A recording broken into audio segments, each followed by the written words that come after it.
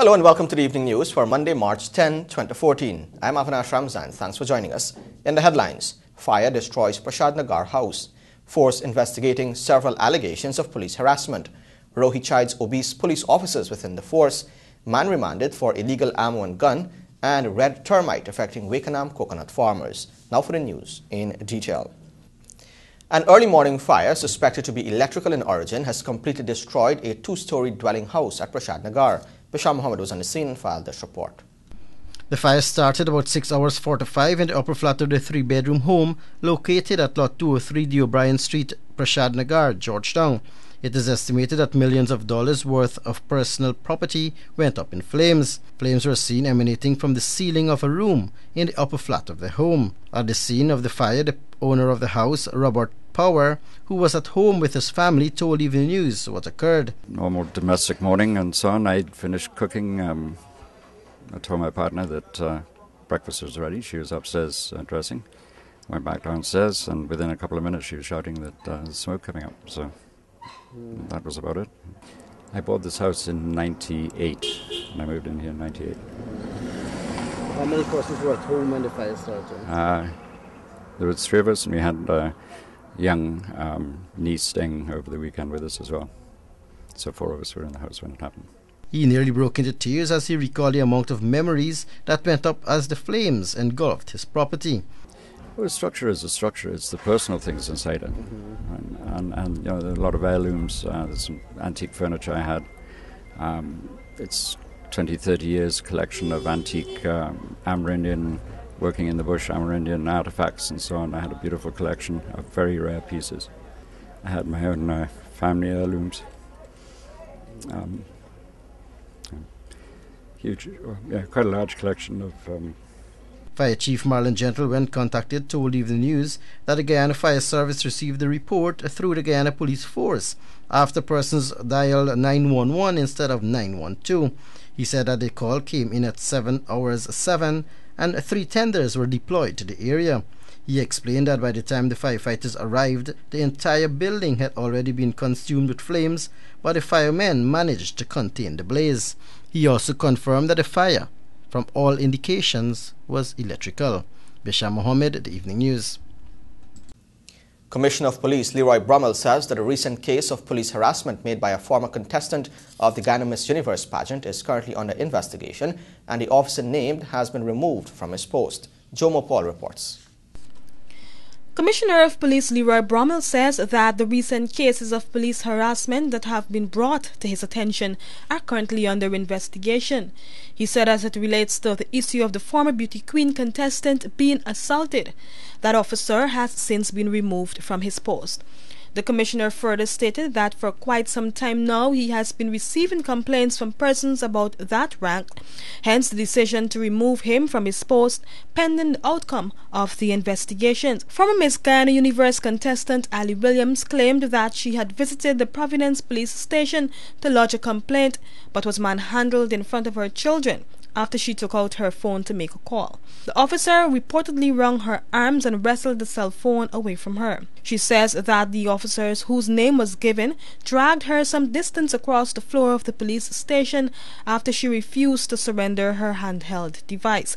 Brummel noted that in the case of the media operatives, including Guyana Times and Evening News reporter Bisham Mohammed and reporters from another media entity, the complaints are being investigated and he will issue a statement at a later date.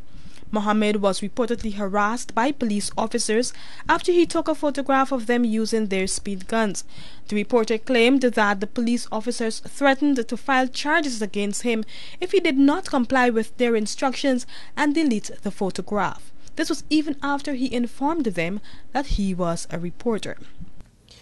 In the courts, Quincy Gibson of 120 Co-op Society Road, Soosdijk, and David Denny of 849 Section A, Block X Diamond were today placed on $150,000 bail each after appearing before Magistrate Priya Sinarayan Bihari at the Georgetown Magistrates Courts. The facts of the case stated that on March 6 at the Guyana National Bureau of Standards office at Savaya Exhibition Center, being agents employed by the GNBS, they corruptly obtained from Ramona Spencer for themselves the sum of $150,000 as a reward for bearing to inspect and approve a motor vehicle to transport fuel for her. Gibson, 27, and Danny, 29, both pleaded not guilty to the charge. Gibson's lawyer, Mark Waldron, and Denny's counsel, Patrice Henry, both made successful applications for bail. The state prosecutor, Michael Grant, had no objections to bail being granted to the two accused. They are due to make another court appearance on March 21, 2014. Commissioner General of the Guyana Revenue Authority, Khurshid Sattar, has lashed out at a request made by Chairman of the Finance Committee of the Mayor and City Council, Junior Garrett, who was seeking total exemption from paying value-added tax, VAT. Alexis Rodney reports. At the Council's $2.5 billion budget presentation last week, Garrett had claimed that the Council was losing millions of dollars in VAT by having to remit all of its money to the Guyana Revenue Authority. He had called on the government to excuse the entity from paying the required consumption fees. However, when contacted earlier today, the Commissioner General said that the entity could not be exempted since there is no provision in the law for such. Garrett reiterated that the Council was in no position to offset its many expenses and thought that a good deed by the government will assist in alleviating the highly incurred expenditure. The committee's chairman said that the council pays in excess of $40 million yearly to GRA, noting that if that money was redirected, much improvement will be had in the city. He also related that council pays close to $112,000 in VAT each month to the Guyana Telephone and Telegraph Company, while over $300,000 is paid on fuel. He posited that the situation may not be that strenuous on other entities, since it may be possible for them to reclaim their taxes. The Council, he said, depends on the payment of rates and taxes by citizens, and for it to reclaim taxes will require that those rates and taxes be increased by 16%. That, he said, will add an additional burden on the population. The new development came on the heels of recent revelations about the Council's apparent cash-strapped situation and the urgent calls made by the entity for stakeholders to pay up the taxes owed. For the evening news, Alexis Rodney. This is the evening news. Stay tuned. More news to the hand.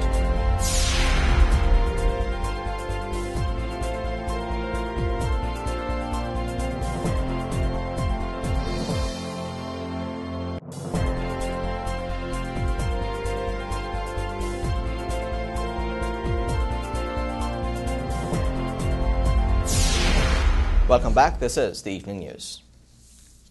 Back in the courts, 28-year-old Keisha Outkirk today appeared before Chief Magistrate Priya Sinarayan Bihari, charged with the offence of obtaining money under false pretense.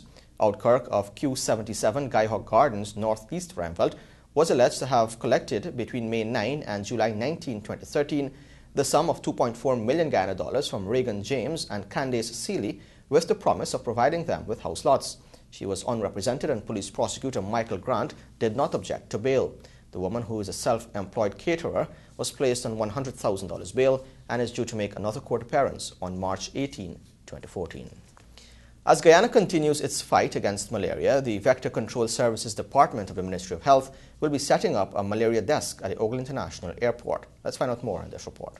The Ogle International Airport will receive a boost as the Vector Control Services Department of the Ministry of Health will be setting up a malaria clinic at the airport. This is according to Director of the Vector Control Services of the Ministry of Health, Dr. Riyad Rahman, who noted that this initiative is a part of their master plan this year, which aims to reduce malaria cases in Guyana. One of the things that we're going to do is have a vector control desk at the airport. At Ogle, we're starting off with. And persons that are pretty much at risk, that have went to at-risk areas, persons that pretty much have fevers, that suspect that they may have malaria or vector-borne disease, can have a test done at the airport. And also we'll be monitoring the vectors around the airport. We'll be treating the sites around the airport.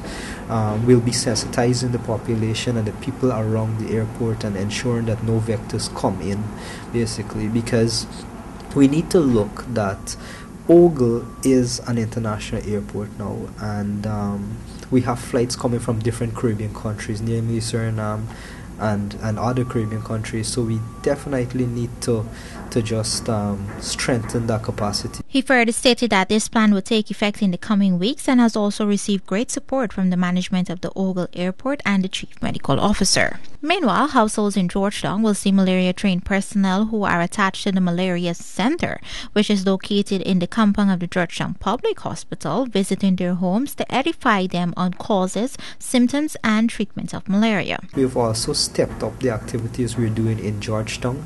You can see more vector control workers actually at houses around Georgetown, and we're further going to take these activities to the regions and ensure that persons in the regional setting are on board with this, and the population there is also protected. Over the next couple of months too, the Malaria Department will also improve the radio service contacts so that they can receive valuable and up-to-date information from remote areas in Guyana. Guyana has seen a 5% reduction in malaria cases from January 2013 to present. This is due to the effective smearing campaigns and continuous education programs. For the evening news, I'm Gabriela Patram.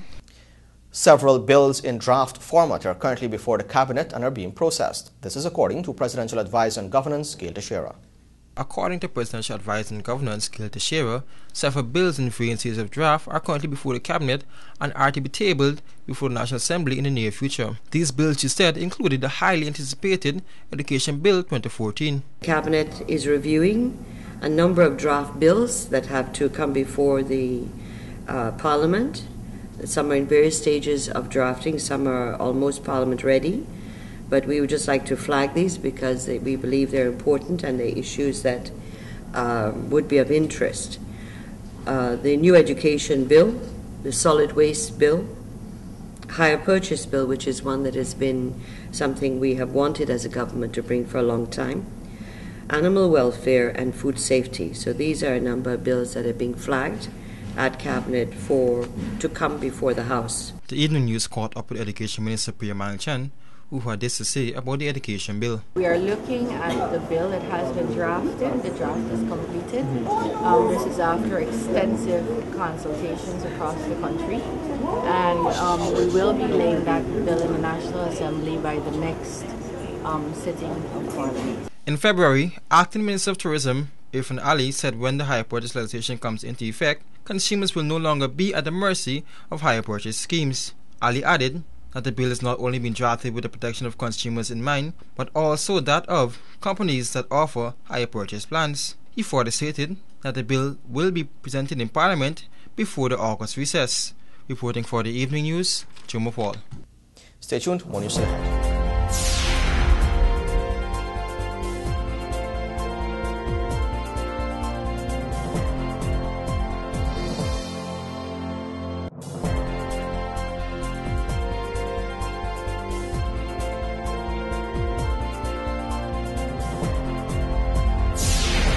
Welcome back. This is the evening news.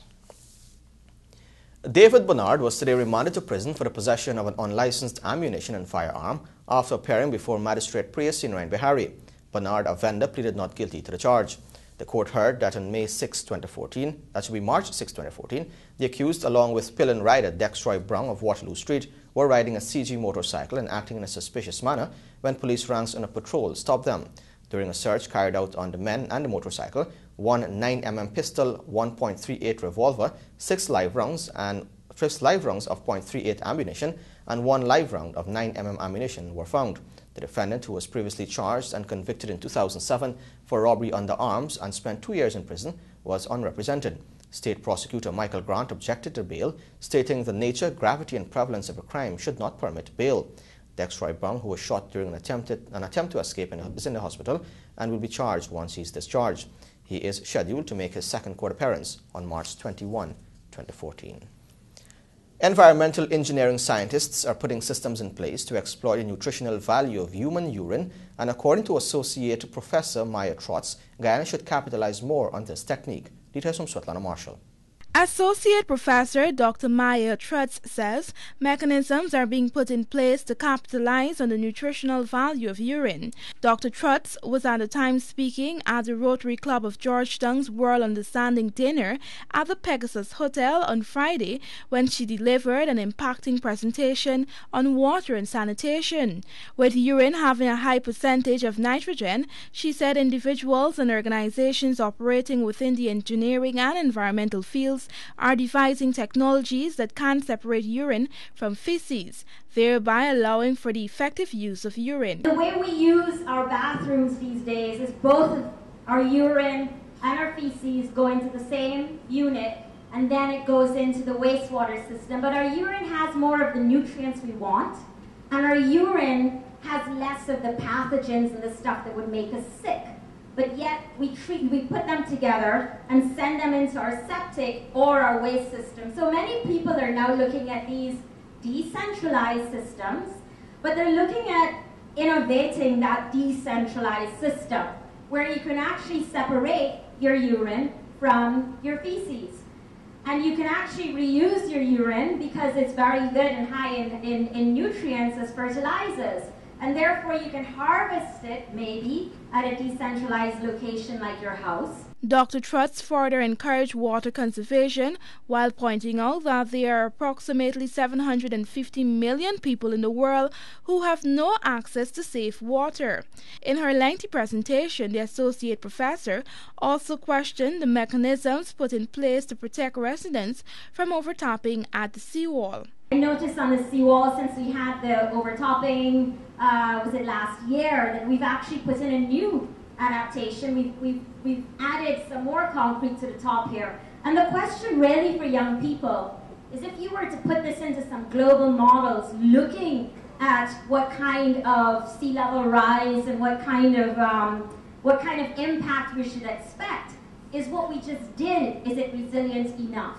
Is it resilient enough, or should I be worried that my mother lives right in front of this and I don't know how long this structure will last? It's been there since over 1855. Dr. Trutz, a former Queen's College student, is an associate professor at the Civil and Environment Engineering Department, University of South Florida, USA. Dr. Trutz, who acquired her PhD in civil engineering at the Stanford University, has major interests in sustainability, water quality, ecotourism, and small-scale mining impacts on sustainable livelihoods and climate change. Meanwhile, the Rotary Club of Georgetown dinner was attended by persons from Barbados, Canada, Finland, Republic of Haiti, Brazil, Jamaica, the Kingdom of the Netherlands, Russian Federation, St. Vincent and the Grenadines, Trinidad and Tobago, the United Kingdom of Great Britain and Guyana. The Rotary strives to encourage and foster the development of acquaintance as an opportunity for service, promote high ethical standards in business and professions. A team of officials from the National Agricultural Research Institute has been dispatched to Region 2 to investigate the intrusion of red termites on the coconut plants in the Wakenham area. This newscast understands that the termites have managed to do extensive damage to the coconut crop this year, and scores of farmers are raising concern over the amount of losses that they have suffered. Farmers living in Maria's Pleasure, Makidak, Arterville and Fredericksburg are among the most severely affected. According to one farmer, Suraj Singh, the plants are showing signs of discoloration. He explained a fine red insect is seen in the leaves of the plants. The infestation of the red termite on the leaves of the coconut has resulted in the production of coconut declining on the island. Other farmers said many coconut trees collapsed due to the infestation. In case you've just joined us, you're watching the evening news. Stay tuned for more ahead.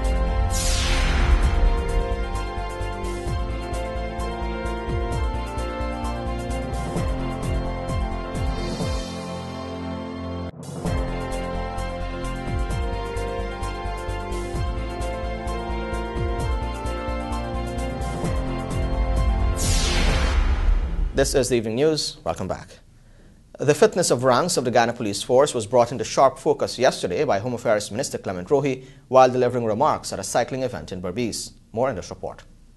Speaking at the presentation ceremony for the Chetty Jagan Memorial Cycling event at Babu John, Port Moron, Rohi urged the riders to continue to remain fit, exercise and eat the right food. Failing this, the Home Affairs Minister pointed out that they run the risk of becoming like ranks of the Guyana Police Force, who according to him sport big bellies. Because if you exercise and if you don't eat the right food,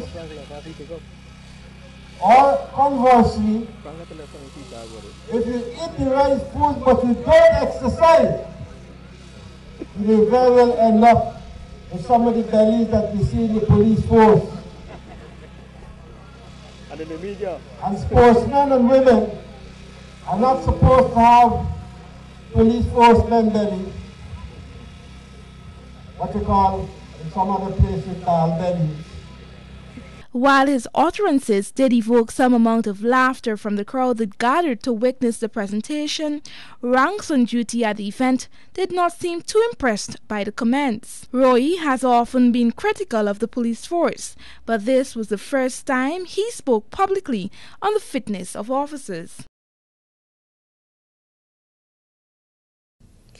The Jiwanka Nitya dance troupe on Saturday evening for the second consecutive year captured first spot in the Ghana Hindu Dharmic Sabha's Folk Dance Festival. Bisham Mohammed was there and filed this report.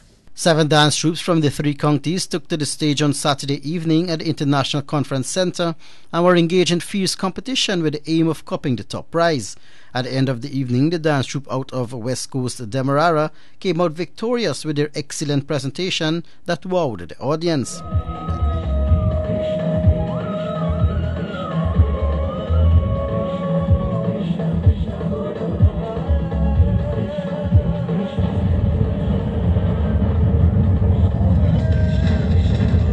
Tying for second position were the members of the West Demerara Dancing Delights and the Kanaya dance troupe from Essequibo.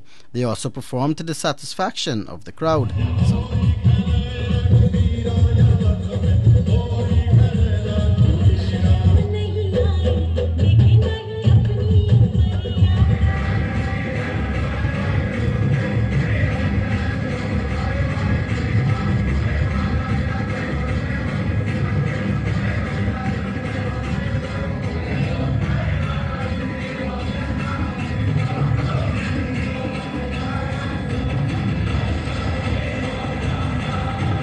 The first prize was $50,000 plus a trophy, while the second place winners received $35,000 each plus trophies.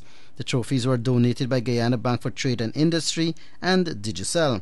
The other dance troupes that participated in the event were also rewarded with trophies and cash prizes. However, apart from all the dances, there were some great vocal presentations by Umer Singh, Rekha Singh, Sukrani Budu, Mona Gaukaran, Arti Sukai, Govish and Arisha Puran. Meanwhile, the night also saw some spectacular singing from Melody King, Jeffrey Iqbal.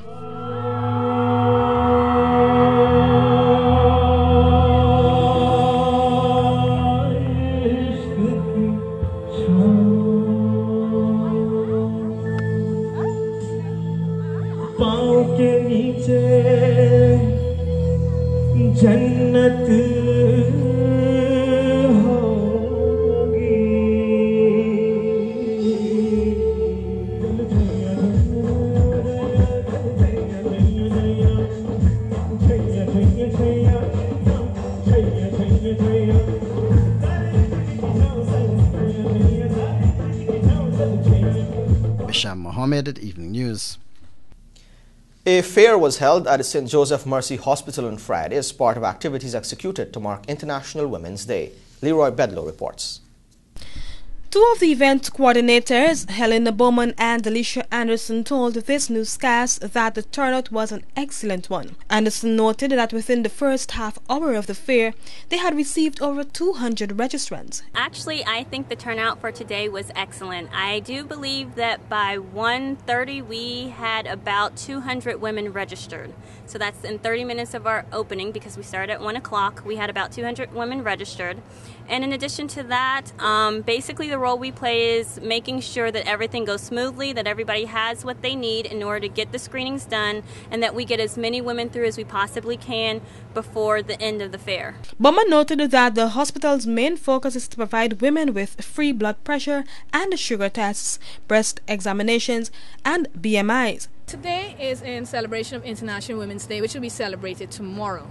But we at St. Joseph Mercy Hospital felt that today was a good day to get women to come out and look after themselves. We find that in many cases that women neglect themselves because they're too busy looking after everybody else, and felt that today was the day to do that. We're offering cervical cancer screening, breast examinations, BMI, there will be some nutritional counseling, and also we're going to have depression screening because we find that a lot of women, a lot of things are happening to them and they don't have an outlet or someone to talk to about it. International Women's Day, originally called International Working Women's Day, is marked on March 8th every year. In different regions, the focus of the celebration ranges from general celebration of respect, appreciation and love towards women to celebration for women's economic, political and social achievement. Women's Day is a time to reflect on progress made, to call for change, and to celebrate acts of courage and determination by ordinary women who have played an extraordinary role in the history of their countries and communities. Join us after the break for sports, sponsored by Macor. Stay tuned.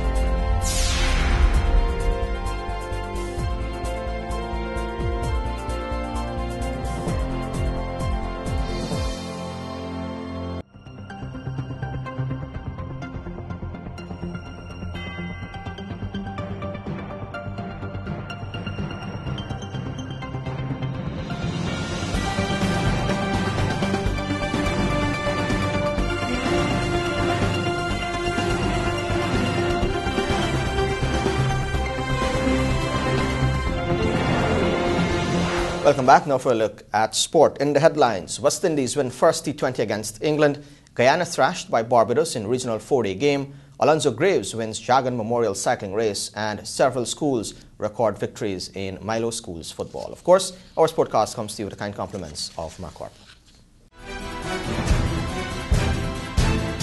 We believe that everything worth building should be built just once. That is why we build on culture, on trust, on integrity. We exist to do more, better, faster, safer. Your success depends on the foundation it's built on. Everything we do is meant to move you forward.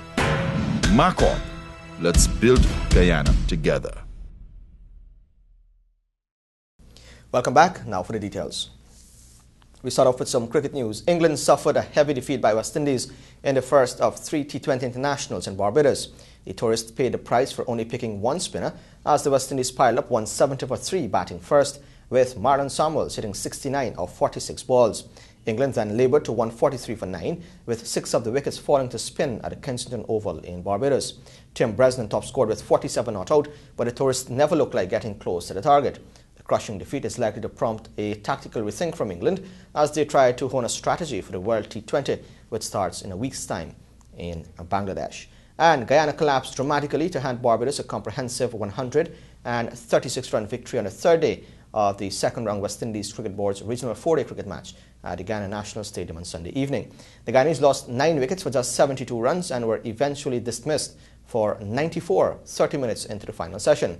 Carlos Braffett first produced a ferocious spell of fast bowling in the pre-tea session to inspire the visitors before spinners Ashley Nurse and Suleiman Ben undermined the lower order batsmen. Braffett finished with 4 for 35 or 15 overs, while Nurse claimed 3 for 39 and Ben 2 for 8. Earlier, resuming on 116 for 4, Barbados crumbled to 186 all out 20 minutes before the lunch interval, with Devendra Bishu taking 5 for 71 from his 21 overs to complete his 10th 5-wicket haul at this level.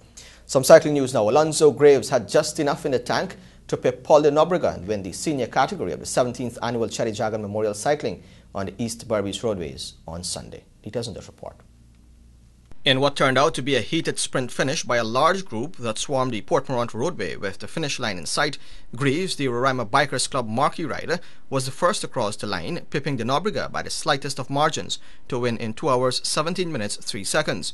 The cheeky victory was Graves' second for the 2014 season. The race started in front of Frieden House, New Amsterdam, proceeded to number 55 Village before returning to Port Morant for the finish, attracting 60 starters. After the race, Graves explained the strategy that brought him success.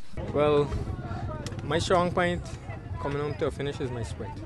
So I know the guys who I have to watch. So When Robin moved, because he started to sprint, I up alongside him, and I win the race. Junior Niles finished third, followed by Linden's Irville Hines, the talented Jaron Williams, and the promising Delroy Hines. In the junior category, Alonso Ambrose continued his rise in the sport by claiming the top spot, while Naomi Singh kept her record intact in the Ancient County, winning the female division ahead of Tashana Doris in second and Deoncé Welch third. Burbage and Turan Harris protected home territory by copying the veterans race. Jaikran Sukai, making a return to the sport, took the runner-up spot ahead of Wilbert Benjamin. Clyde Jacobs demonstrated that his victory in the mountain bike category of the inaugural CIDI 11 race program on Saturday was no fluke, as he repeated the effort on Sunday. His namesake, Nigel Jacobs, took second best, while Wayne Nurse was third. Two-time defending champion Raynaud Jeffrey, who failed to place among the top six, explained what went wrong after himself, Greaves and Godfrey Polidor had established a sizable lead over a chasing pack in the early stages of the race. Well, I tried to break away early on the first break. We break away before the 90 road and we keep going up all the time. So I say Salon's open a lead. Coming on back, it's going to be more easier for me. But eventually, all the guys are fit, and Alonso and all the rest of the guys, Darren and all. So I went watching them to wait back for the right move, end up on the breakaway back. But on the sprint, I can't sprint really. Meanwhile, Chairman of the Jagan Commemoration Committee, Navin Chandapal, and Sport Minister Dr. Frank Anthony reminded the gathering of Dr. Jagan's avid interest in sport and him being an advocate for fitness.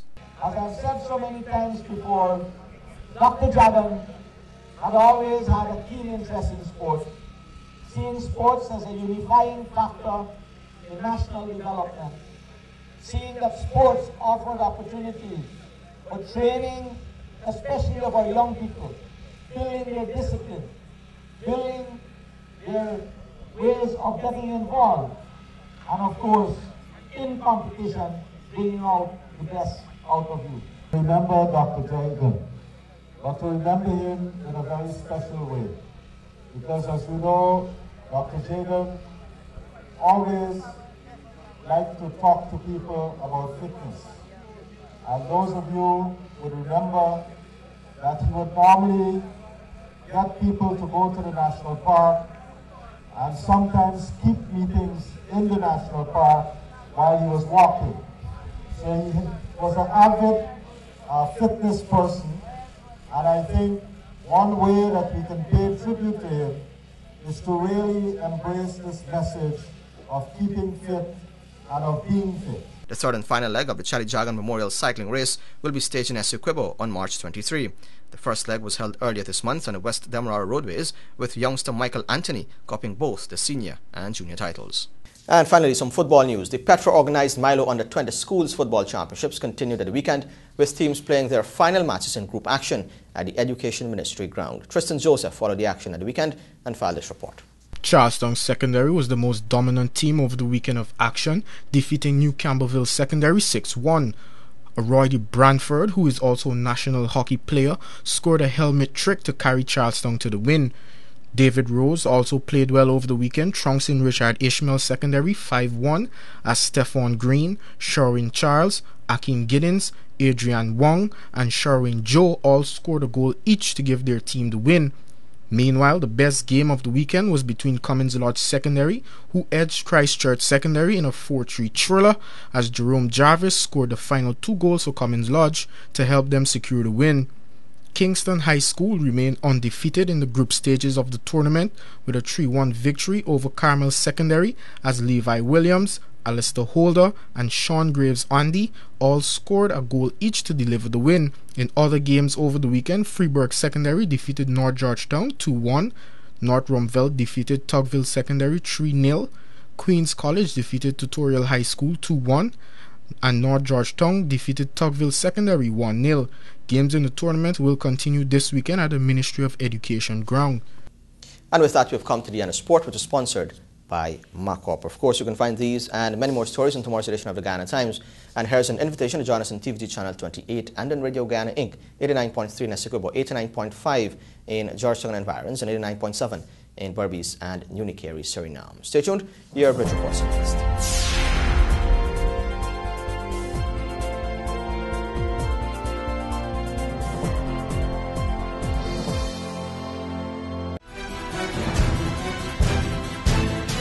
believe that everything worth building should be built just once.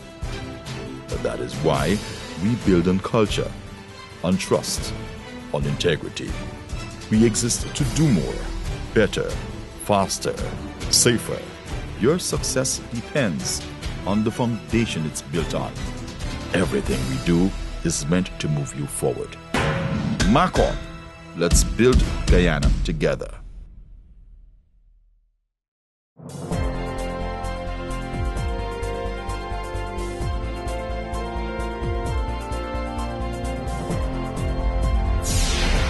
Welcome back. Now for a look at your bridge reports. The Damrar Harbour Bridge will be closed on Tuesday, March 11 at 13 hours 30 for a period of 1.5 hours. And the Berbice River Bridge will be closed on Tuesday, March 11 at 12 hours 40 for a period of 1.5 hours. And with that, we've come to the end of the evening news for Monday, March 10, 2014. I'm Avinash Ramzan. Thanks for watching.